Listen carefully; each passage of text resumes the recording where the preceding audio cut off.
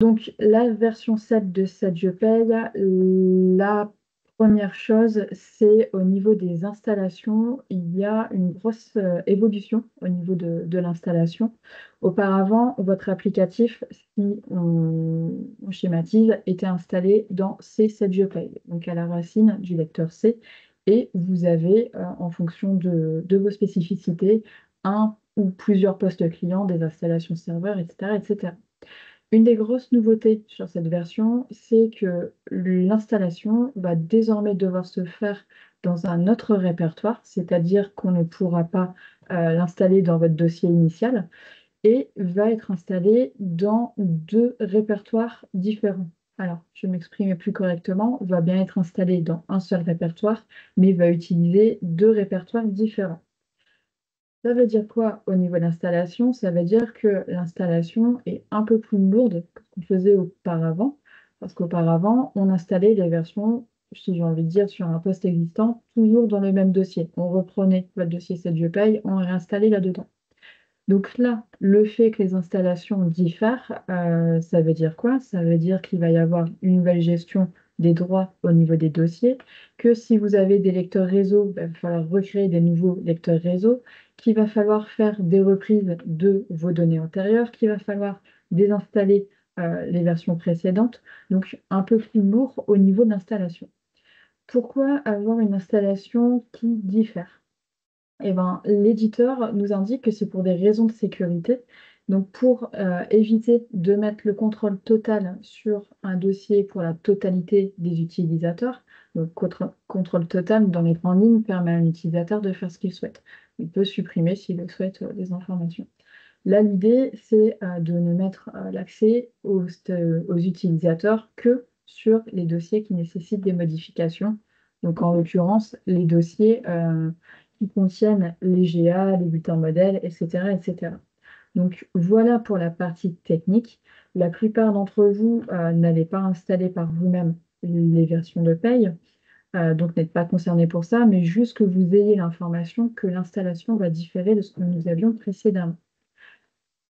La version 7, donc version actuellement, vous êtes dans des versions 6.10 ou 6.10.1, on a l'habitude maintenant que les versions majeures, donc les grosses versions logicielles, sortent en milieu d'année pour éviter d'avoir ce que nous avions auparavant, un engorgement en fin d'année et début d'année, de devoir installer une version majeure de logiciel et de devoir paramétrer tout ce qui est nouveauté sociale. Donc, la version 7 n'est pas obligatoire là pour demain, j'ai envie de dire, c'est pas grave si vous êtes encore en version 6.10. On verra un peu plus tard qu'en fonction d'une nouveauté sociale, vous allez peut-être devoir y passer assez rapidement, mais il faut absolument qu'elle soit faite pour les nouveautés 2025. Voilà sur cette partie installation. Je ne vais pas rentrer dans les détails, vous expliquer tous les tenants, les aboutissants. Si vous avez besoin de plus d'informations techniques, il y a toujours le guide des préconisations techniques de Senge qui est disponible depuis soit votre logiciel de paye ou depuis la base de connaissances de Senge auquel vous avez accès avec vos comptes Senge. Euh, voilà pour cette partie-là. On va maintenant passer à tout ce qui est nouveauté plus logiciel. Donc là, qui va plus intéresser les utilisateurs, les nouveautés fonctionnelles. Donc, je veux vous faire un petit rappel auparavant sur la notion de fait générateur, parce qu'on va voir que le logiciel a commencé à évoluer encore pour cette notion de fait générateur. Donc, le fameux fait générateur, c'est quoi? C'est cette histoire que l'on doit appliquer les taux et les plafonds de la période de travail au titre de laquelle la rémunération est due. En gros, c'est quoi? C'est quand je dois faire un rappel de salaire ou reverser un montant qui s'applique à une période antérieure, nous devons appliquer les assiettes, les taux et les plafonds de la période qui était concernée. Donc ça, ce n'est pas une nouveauté en tant que telle, c'est déjà applicable aujourd'hui. On a déjà dans cette Je paye la notion de bulletin de rappel qui permet de rattacher les cotisations, les taux, etc. à la période de rappel, tout en gardant à l'esprit qu'actuellement, il y a encore une tolérance, notamment sur les salariés présents. Donc, pour les salariés présents, on peut encore rattacher à la période courante, c'est-à-dire que ça arrive régulièrement si vous avez oublié de verser une prime en janvier, février, mars ou je ne sais quand, vous la reversez sur ce mois-ci et on ne fait pas de période de rattachement au niveau de la DSN ou même de la paie. Pour les salariés sortis, il y a également une tolérance actuellement par défaut quand vous faites un bulletin complémentaire pour un salarié qui est sorti, la période de rattachement et la dernière période d'emploi. Donc la dernière période sur laquelle le salarié a eu un contrat de travail. Donc ça reste applicable. On n'a pas de modification là-dessus. Par contre, on sait que les lois françaises sont en constante évolution. Donc, vous doutez bien que si je vous parle de ça, c'est qu'à terme, il va y avoir des évolutions. Et ces évolutions nous indiqueront qu'on n'aura plus vraiment de tolérance sur la période de rattachement si je fais une régularisation ou si je verse un montant provenant, par exemple, de novembre 2023, que mon salarié soit présent ou sorti, je dois faire un bulletin de paye avec la notion de novembre 2023 et les taux, les taux, les plafonds, les assiettes, tout ce qui va bien rattaché à l'époque. D'accord? Donc pourquoi je vous rappelle ça? Parce que dans la version 7 de cette Je paye, il y a une première évolution qui est faite pour justement anticiper ces modifications. Cette évolution, ça va être l'historisation des constantes et des rubriques lorsqu'il va y avoir des modifications. Alors, concrètement, ce que ça veut dire que si vous modifiez la valeur d'une constante, on prendra l'exemple tout à l'heure de la constante SMIC, ou si vous modifiez l'onglet calcul d'une rubrique, vous allez avoir dès la version 7 un message pour vous demander la création, la confirmation de la création d'une fiche historique. Alors, ça veut dire quoi? Ça veut dire qu'on va pouvoir historiser et que si on décide de cliquer sur annuler, nous n'avons pas l'obligation d'historiser cette modification. Alors, j'anticipe la question de dans quel cas on ne va pas historiser une modification. Ben, c'est comme pour vos fiches de salariés actuellement, dans le cas où c'est une correction et non pas une vraie modification. Donc, comment ça va se présenter au niveau du logiciel? Eh ben, en fait, vos historiques auront le même code que la constante ou la rubrique d'origine. On va juste avoir une date d'historisation. Ah, si on prend l'exemple du SMIC, imaginons qu'en janvier 2024, on aurait été équipé d'une paye en version 7. On sait que le SMIC a évolué, donc ce qu'il y avait dans mon logiciel quand j'ai ouvert ma paye de janvier 2024, j'avais une constante SMIC avec une valeur à 11,52 et par les mises à jour du plan de paye Sage ou les mises à jour manuelles, peu importe, on est venu indiquer la valeur à 11,65 € qui est la valeur actuelle du SMIC. Et bien, qu'est-ce qui va se passer avec cette nouvelle version? Et bien, en fait, on va avoir la constante telle qu'elle est actuellement avec le taux actuel, donc dans notre cas 11,65, et on va avoir une fiche historique avec la date de fin du mois précédent, donc dans mon exemple 31 décembre 2023, avec l'ancienne valeur. Donc, que ce soit pour les constantes et pour les rubriques, on a un nouveau filtre qui a été ajouté.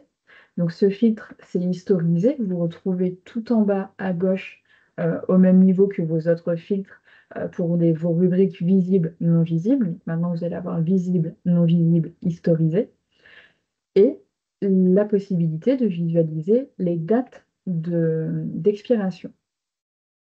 Alors, quel est l'intérêt d'historiser ces informations? Comme vous vous en doutez, l'objectif, ça va être à terme d'utiliser ceci dans soit du paramétrage, donc la possibilité de paramétrer en reprenant un historique, ou alors d'utiliser la fonction bulletin de rappel avec l'information du taux de l'époque.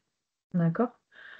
Donc là, concrètement, la version 7 va va pouvoir commencer à historiser les informations. Par contre, c'est prévu en fin d'année, donc dans les versions de fin d'année, la possibilité d'utiliser ces historisations. Donc là, l'information à retenir sur ce point-là, c'est qu'on va avoir les constantes et l'onglet calcul des rubriques d'historiser. Donc j'insiste bien sur le fait, pardon, que ce soit l'onglet calcul. Pourquoi? Pour vous rappeler que l'onglet variable, donc là où j'ai mes DSN, lui ne sera pas historisé. C'est vraiment l'onglet calcul où je vais retrouver les bases, les taux et les montants qui va être enregistré. Donc ça, dans votre utilisation quotidienne, il n'y a pas vraiment de grand chamboulement. Vous ne changez pas des valeurs de rubrique tous les jours et vous ne changez pas des valeurs de constante tous les jours non plus. C'est souvent en début d'année ou en changement en cours d'année s'il y en a. Donc la seule chose que ça va changer pour vous, utilisateurs, c'est que lorsque vous allez apporter une modification, si vous le faites, vous allez avoir la possibilité ou non d'historiser une information. Voilà pour cette partie-là. Prochain point qui est traité aussi dans la version 7 de Celle Je Paye, c'est le nouveau bulletin de paye de 2025. Alors là, pareil, je vais vous faire un petit rappel sur ce qui se passe sur les bulletins de paye clarifiés. Au 31 janvier 2023, donc fin d'année précédente, il y a eu un arrêté qui mentionnait que plus tard, janvier 2025, en gros l'année prochaine, les employeurs seraient tenus de délivrer aux salariés des bulletins de paye conformes à un modèle. Qu'est-ce que ça veut dire si on vulgarise? Il y a un décret qui est passé pour dire nouveau format au niveau du bulletin de paye clarifié. L'objectif de ce nouveau format, c'est de faciliter pour les salariés la compréhension du montant net social. Vous vous souvenez, montant aide sociale, information obligatoire sur le bulletin de paye depuis juillet 2023 et déclaré en DSN depuis janvier 2024. Donc là, l'idée, c'est que le bulletin soit plus simple au niveau de la compréhension. Par contre, il s'est passé quelque chose entre la publication de ce décret et l'application qui est prévue en janvier 2025, c'est que le montant net social a été revu au niveau du calcul. Donc si on repart en arrière, le montant net social, dans les grandes lignes, c'était votre brut moins vos cotisations salariales plus les parts patronales de prévoyance et de mutuelle. Bah, en fait, sont revenus en arrière là-dessus. On ne réintègre plus les parts patronales de prévoyance et de mutuelle, sauf que le bulletin qui avait été prévu au niveau de l'arrêté prévoyait qu'on ait des blocs, et prévoit toujours d'ailleurs qu'on ait des blocs avec justement ces montants dits facultatifs qui apparaissent en bas de bulletin. Donc, en gros, ce que je suis en train de vous dire, c'est qu'actuellement, on a un arrêté qui nous dit qu'il faut au plus tard janvier 25 appliquer un modèle de bulletin, mais que cet arrêté n'a pas pris en compte les modifications qui ont été apportées sur les calculs d'une aide sociale entre-temps. Et donc, a priori, ce bulletin ne serait plus forcément applicable, il serait facultatif, mais par contre, il n'y a pas encore d'arrêté qui confirme cette information. Donc, comme il n'y a pas encore d'arrêté, on a dans le logiciel la possibilité de paramétrer ce modèle de bulletin. Par contre, moi, je vais vous conseiller de ne pas vous précipiter parce qu'il y a forte chance, pardon, que ce bulletin soit encore modifié. Et sachez que vous avez la possibilité de le faire. Alors, comment c'est prévu? On va toujours garder ce système de brute cotisation, ça ne bouge pas. On a toujours les notions de risque et de sous-risque. Par contre, là où ça évolue, c'est qu'on va avoir des blocs complémentaires avec notamment remboursement et déductions diverses. Donc, pour faciliter la lecture du bulletin de paye, vous retrouvez par exemple sur l'exemple qui est affiché à l'écran les frais de transport, les titres restaurants et les réintégrations de frais de santé. Et ensuite, possibilité de créer des blocs en indiquant si c'est des cotisations qui sont obligatoires, facultatives ou de l'allègement. Donc, en résumé, on aurait tout en haut du bulletin toujours le brut. Au milieu, on aurait les cotisations obligatoires, donc obligatoires, tout ce qui est URSSAF, retraite et compagnie. Ensuite, on aurait eu un bloc pour les allègements, un bloc pour les, les cotisations facultatives et enfin un bloc pour les remboursements et déductions diverses. Donc, Sur ce point-là, ce qu'il faut retenir, c'est que la version 7 est compatible avec le décret actuel pour le nouveau bulletin de paye 2025. Mais personnellement, je vous préconise d'attendre encore un peu parce qu'il y a fort à parier que ce bulletin va évoluer. Donc, vous faites ce que vous souhaitez, vous pouvez le faire ou pas pour l'instant. On a officiellement jusque janvier 2025 pour l'appliquer avec un risque que cela évolue. Voilà pour le bulletin 2025. Toujours dans les évolutions logicielles, là on va plus axer sur les nouveautés fonctionnelles. Sur la version 6, un nouveau message apparaît sur les numéros techniques temporaires.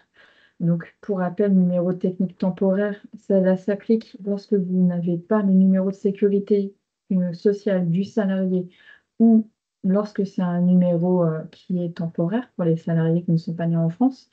Et donc, ce message d'alerte, ça s'affiche lorsque vous avez utilisé pendant plus de 3 mois le fameux numéro technique.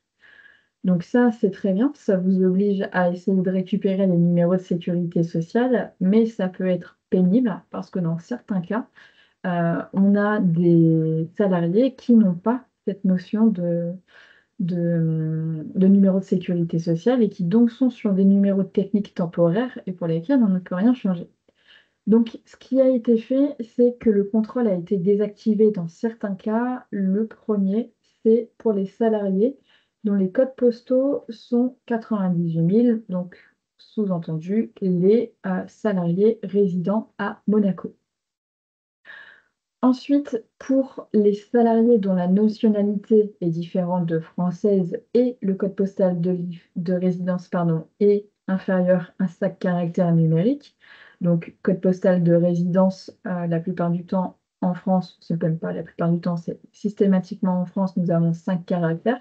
Donc dans le cas où on n'aurait pas de numéro de code postal, pardon, ou un salarié qui résiderait en France, je pense notamment, vu notre proximité avec la frontière, aux résidents belges, on aurait plus, si les deux conditions sont appliquées, l'avertissement sur le numéro technique temporaire. Et enfin, si le code postal de résidence est à 5 caractères, mais si le code postal n'est pas compris entre 01 et 97. Donc, sous-entendu, les codes postaux qui ne sont pas de la métropole. Voilà pour cette partie-là. Donc là, pareil, plus du confort. Je vous rappelle que les numéros techniques temporaires, comme le nom l'indique, doivent être temporaires, que lorsque vous avez les numéros de sécurité sociale de vos salariés définitifs, surtout, vous ne supprimez pas le numéro technique temporaire, vous indiquez juste le numéro de sécurité sociale et en DSN, ça fera le lien entre les deux numéros techniques et vous allez être moins embêté avec ce message d'alerte. Au niveau des nouveautés fonctionnelles aussi, donc en lien avec le fameux fait générateur et les bulletins de rappel, vous avez la possibilité désormais de demander à ce que par défaut, les éditions des bulletins de paye s'effectuent sur tous les types de bulletins, c'est-à-dire qu'il y ait dans les éditions et les bulletins classiques et les bulletins de rappel. Donc, actuellement, ce qui se passait, c'est que lorsque vous lancez vos éditions, par défaut, ça lançait que les bulletins classiques. Donc, vous pouviez avoir des écarts, ne pas retrouver un salarié pour lequel vous aviez fait un bulletin de rappel sur la période antérieure. Vous pouvez donc activer cette option ou vous pouvez continuer de faire comme auparavant et de sélectionner soit classique ou rappel, comme bon vous semble. Et sachez que c'est plus pratique et que par défaut, c'est cette option qui est mise pour les éditions. Donc, sur la version 6, il y avait déjà cette option pour tout ce qui était livre de paye, état des cotisations, le, le journal de contrôle, etc. On pouvait déjà sélectionner les bulletins classiques, les bulletins de rappel ou les deux dans les éditions. Et ben voilà, maintenant c'est fait, on dirait, dans les paramètres de paye.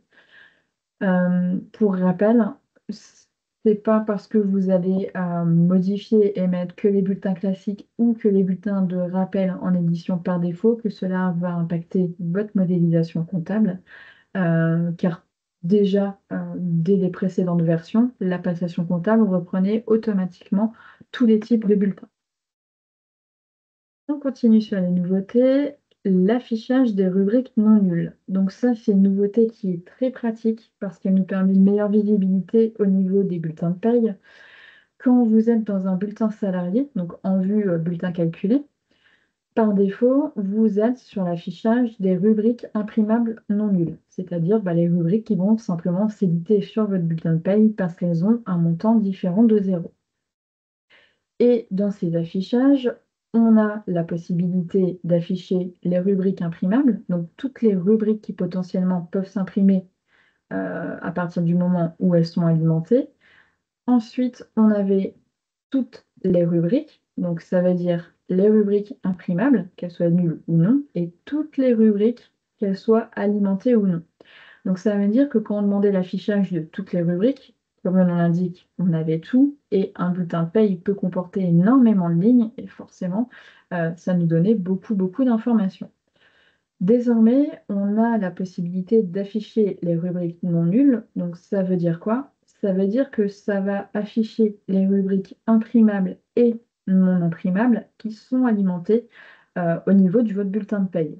Donc là, par exemple, on a sur l'image, vous avez l'exemple du salaire établi et du nombre de jours calendaires pour la DSN.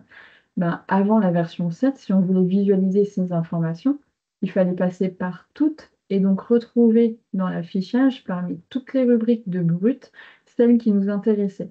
Donc là, vraiment plus du confort au niveau du contrôle, on retrouve plus facilement les informations.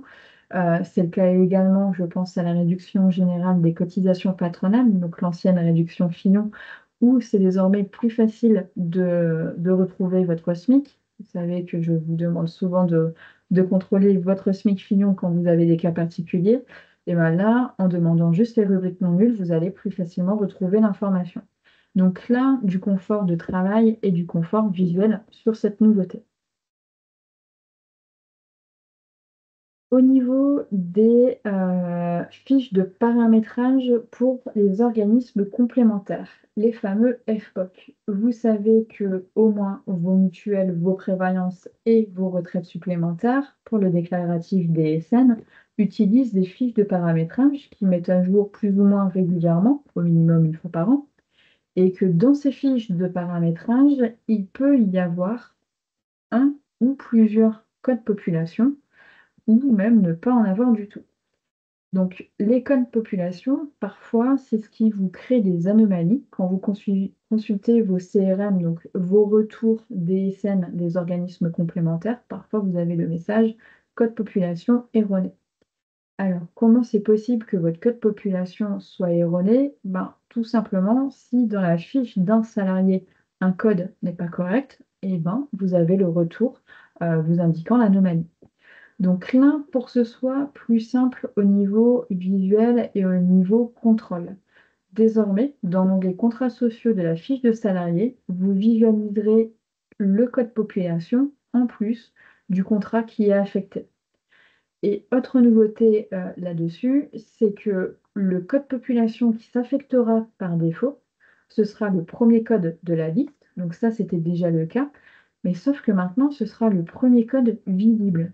Auparavant, le premier code qui s'appliquait, si vous aviez un code population A et un code population B, donc A, c'était l'antérieur, par défaut, c'est lui qui venait s'affecter à vos fiches de salariés si vous ne faisiez pas de choix, parce qu'alphabétiquement parlant, c'était le premier de la liste.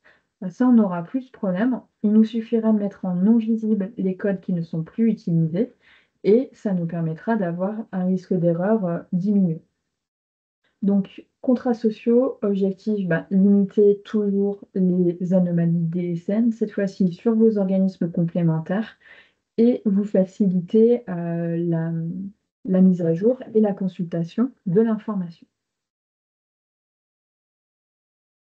Au niveau des valeurs de base du bulletin de paye. Donc, les valeurs de base, souvent vous avez l'habitude de les utiliser pour aller renseigner vos CL, donc vos cumuls libres, pour aller indiquer vos primes ou pour indiquer vos heures supplémentaires dans les HS ou les nombres de jours d'absence non rémunérés dans les plafonds de sécurité sociale via la constante SABS notamment.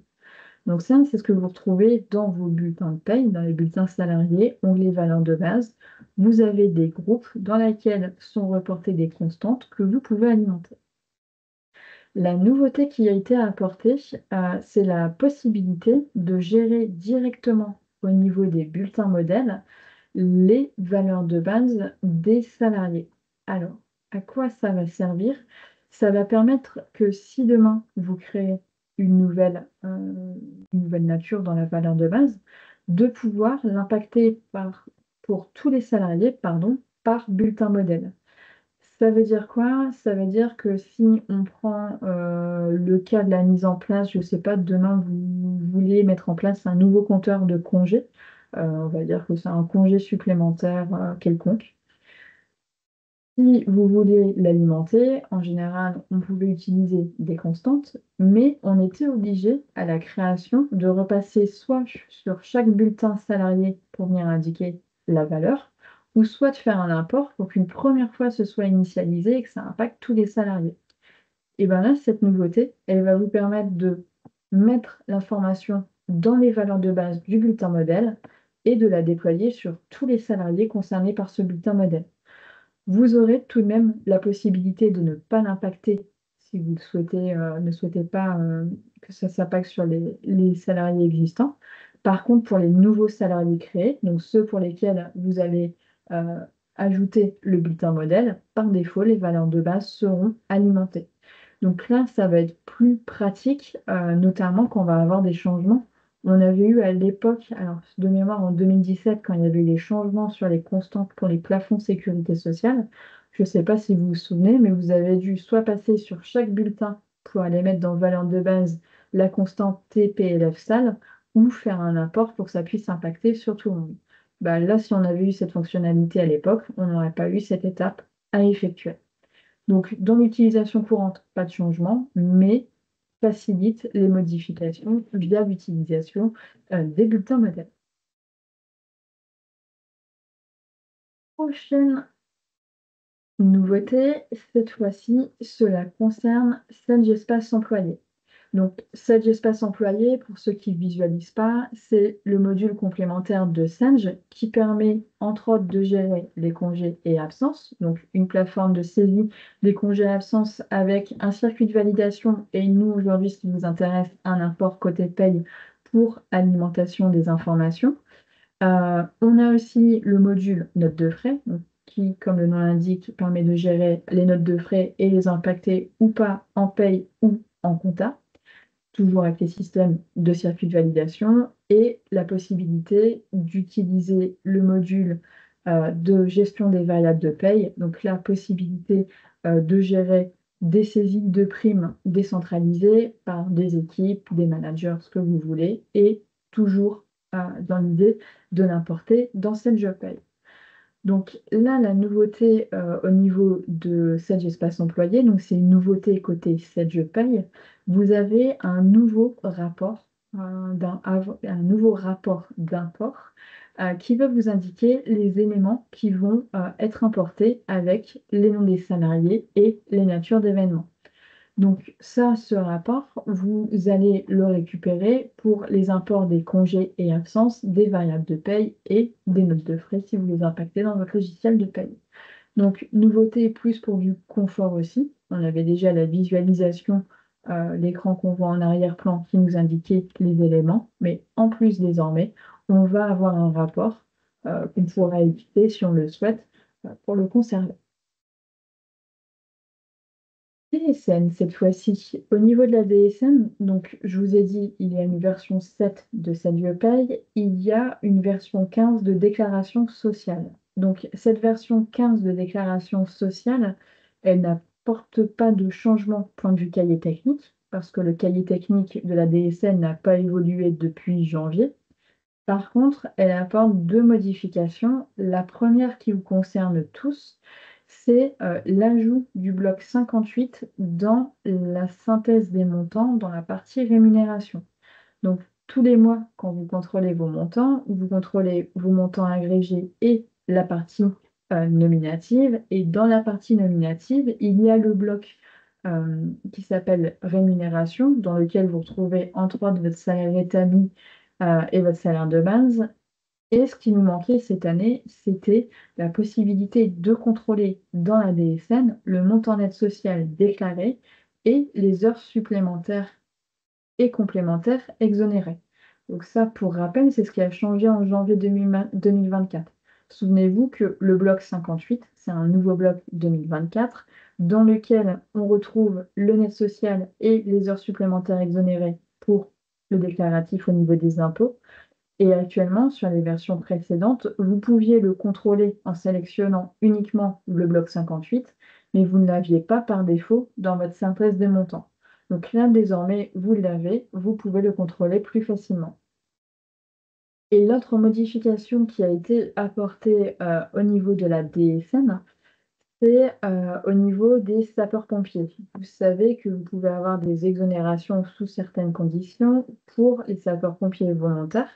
Et donc, cette exonération se déclare avec le CTP 098. Donc, 098, ça correspond au code URSSAF, ce qu'on appelait auparavant les codes DUX. Donc ça n'a pas changé. Ça se déclare toujours dans le bloc. Par contre, il y a eu l'automatisme de fait pour la régularisation sur le CTP 676. Vous savez, c'est comme votre réduction générale des cotisations patronales. Si en cours d'année, votre réduction passe en positif, ce n'est pas le même code DUX qui est utilisé et ça se met en automatique dans déclaration sociale. Bah là, ça va être la même chose, mais pour les sapeurs-pompiers volontaires, le switch va se faire tout seul entre le 0,98 et le 676. Donc, sur cette partie-ci, sur la partie des scènes, ce qui va intéresser la plus grande partie de la population, ça va être l'ajout dans la synthèse des montants des deux blocs pour contrôler votre net social et les heures supplémentaires exonérées. Et pour rappel, le temps que je vois cette information net sociale, je vous rappelle que le montant net social est disponible sur votre livre de paye et normalement fait partie de vos contrôles de paye avant de générer votre DSN. Donc vous êtes censé contrôler que le net social que vous calculez et que vous allez déclarer est correct, car cela a de l'impact sur la vie de votre salarié. Et maintenant, dernier point, donc j'en ai fini pour les mises à jour, pour les nouveautés, pardon, sur la version 7 et sur la version déclaration sociale, mais je veux vous parler d'un dernier point qui est la loi DDA-DUE. Donc, qu'est-ce que c'est que cette histoire? Pour ceux qui n'en ont pas entendu parler, c'est cette fameuse histoire de l'acquisition des congés payés en cas de maladie. Donc, on rappelle, qu'est-ce qui se passe? 24 avril 2024, on a une nouvelle loi qui nous dit qu'un salarié qui est en maladie non professionnelle va acquérir 80% de ses congés payés. Donc 80%, pour rappel, si vous êtes en jour ouvrable 2,5 jours, en jour ouvré 2,08, et ben en fonction que vous soyez en jour ouvrable ou en jour ouvré, ce sera 80% de ce nombre de jours. Donc, point de vue logiciel, déjà première chose, ça va pas concerner tous les employeurs. Les seuls employeurs qui vont être concernés par ça, c'est les employeurs qui proratisaient l'acquisition des congés payés en cas d'arrêt maladie non professionnel. Donc, si vous n'avez jamais proratisé les congés payés en cas de maladie professionnelle, vous n'êtes pas concerné par les régularisations. Comment Sage prévoit justement l'application de cette loi? Il va y avoir un plan paye utilisateur qui devrait sortir incessamment sous peu. Donc, a priori, ça devrait être la semaine prochaine, mais ce n'est pas encore validé au niveau de la date. Donc, ça va arriver, mais on n'a pas encore de date précise. Donc, un plan de paye utilisateur. Pour avoir accès à ce plan de paye utilisateur, il faudra que vous soyez dans une version 7 de logiciel. Donc, ça veut dire que si vous êtes en version 6.10.1 et que vous êtes concerné par la loi DDA-DUE, vous allez avoir nécessité de passer en version 7 pour pouvoir utiliser le plan de paye mis à disposition par l'éditeur.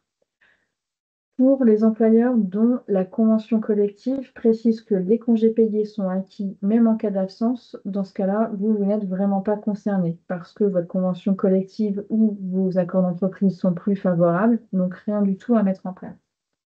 Au niveau des informations que nous avons de la part de l'éditeur, on sait que ce sera un paramétrage basé sur le code du travail, donc sur le légal. Il ne sera pas géré en initial dans le paramétrage tout ce qui va être les spécificités liées au conventionnel, ni tout ce qui est lié aux caisses spécifiques. Et comme information, on a également que la rétroactivité depuis 2009. Donc, je pense que vous avez des informations sur cette loi. Si ce n'est pas le cas, je vous laisserai aller jeter un coup d'œil sur le site du gouvernement. Mais une rétroactivité depuis 2009 est prévue pour les salariés qui sont encore présents dans votre société. Donc, en gros, ça veut dire quoi? Ça veut dire que si vous avez des salariés qui ont eu des arrêts maladie et que vous avez proratisé leur congé payé, eh ben, vous devez repartir jusque presque 15 ans en arrière pour pouvoir faire la régularisation. Donc là, n'ayant pas plus d'informations à vous communiquer, ce que je vous ai mis à l'écran, c'est le lien vers la KB de Senge. Alors, pour rappel, les KB de Senge, c'est quoi? C'est les fiches techniques qui sont à votre disposition. Comment vous avez accès à ces fiches techniques? Et en vous connectant, pardon, à la base de connaissances de Senge. Vous connectez sur la base de connaissances, vous saisissez dans la barre de recherche DBA, DUE et vous aurez les informations au fil de l'eau telles qu'elles apparaîtront. Je vous ai mis le lien en bas de présentation au cas où. Mais voilà pour cette partie-là. Donc, ce qu'il faut retenir, il y a une nouvelle version majeure qui va être obligatoire pour les qualités techniques 2025 comme tous les ans. Ça ne change pas. Donc, version majeure, ça veut dire quoi? Ça veut dire que c'est une version un peu plus importante qu'un simple patch parce qu'il va y avoir plus de modifications au niveau des structures. Et cette version a une autre modification en plus des années précédentes, c'est qu'on va changer les dossiers d'installation par défaut. Donc un peu plus de travail pour la mise en place de la version. Cette version 7 est accompagnée d'un Sage déclaration sociale version 15. Les deux principales nouveautés de cette version 15, c'est l'ajout dans votre synthèse des montants de, euh, du montant d'aide sociale pardon, et des heures supplémentaires exonérées. Et pour ceux qui ont les exonérations sur les pompiers volontaires, le switch automatique du Conjux. Ensuite, cette version 7, elle nous prépare pour les modifications prévues sur les faits générateurs. Donc, comment elle nous y prépare? Elle nous permet d'historiser justement des informations au niveau aussi bien des constantes qu'au niveau des rubriques, ce qui permettra au logiciel, dans ses futures versions, de pouvoir utiliser ces informations pour du paramétrage. Au niveau des autres modifications, c'est du fonctionnel, c'est-à-dire que c'est du confort. Je vais avoir moins souvent le message d'alerte pour les numéros techniques temporaires. Je vais avoir un nouveau rapport au niveau de mes imports SEE. Je vais avoir mon code population, pouvoir le saisir plus facilement, le visualiser plus facilement. Donc, toutes des améliorations de confort qui ne vont pas chambouler votre utilisation de la paye euh, au niveau technique, au niveau pratique, mais qui vont vous faciliter à terme les contrôles et les visualisations. Voilà pour ça. Et enfin, là, une des choses qui est parue point de vue social, cette fameuse loi DDADUE qui prône l'acquisition de congés payés, 80% des congés payés en cas de maladie non professionnelle, sous réserve qu'on n'ait pas de convention collective ou d'accord plus favorable, et donc un nouveau paramétrage qui va être à mettre en place et qui est en attente de confirmation de plusieurs points par l'éditeur. Donc la version 7, il va falloir l'installer. Il n'y a pas de critère d'urgence, il ne faut pas l'installer ce soir à tout prix. Par contre, pour avoir accès au plan de paye utilisateur sur la DDADE, il va falloir avoir la version 7. Et avant la fin d'année, il faudra également avoir la version d'installer. Voilà pour cette présentation. Donc maintenant, je vais vous laisser poser vos questions via le chat. Je vais remonter aussi pour regarder s'il n'y en avait pas eu ou si vous avez besoin de précisions complémentaires. Donc, au niveau des informations, donc déjà, on a Samuel qui nous rappelle que le webinaire est enregistré et sera disponible sur notre chaîne YouTube courant juillet. Donc, comme ça, vous pourrez le revisualiser si vous le souhaitez. Ensuite, j'ai une question. Quelle est la date limite de mise en place de la version 7? Donc, je pense avoir répondu à la question, mais donc, première date limite, ben, quand vous allez devoir appliquer la loi DDA-DUE, ou sinon, avant la mise en place de la version 2025 du cahier technique. J'ai une question, c'est vrai que étonnamment, je ne vous ai pas sensibilisé aujourd'hui là-dessus, mais l'heure est arrivée. Donc, je préconise de faire des sauvegardes, d'autant plus que là, on va avoir des changements de logiciel. Bien entendu, cette nouvelle version ne vous exonère pas de vos sauvegardes, d'autant plus que techniquement parlant, on va faire un peu de modification. Donc, au niveau des sauvegardes, je vous rappelle que tous les mois, avant de vos clôtures de paye, au minimum, vous devez conserver une sauvegarde de vos bases de données et votre base déclaration sociale, et qu'en cas de manipulation technique, donc de changement de version ou de manipulation diverses, vous devez également sauvegarder le dossier d'installation de la paye. Voilà pour tout ça.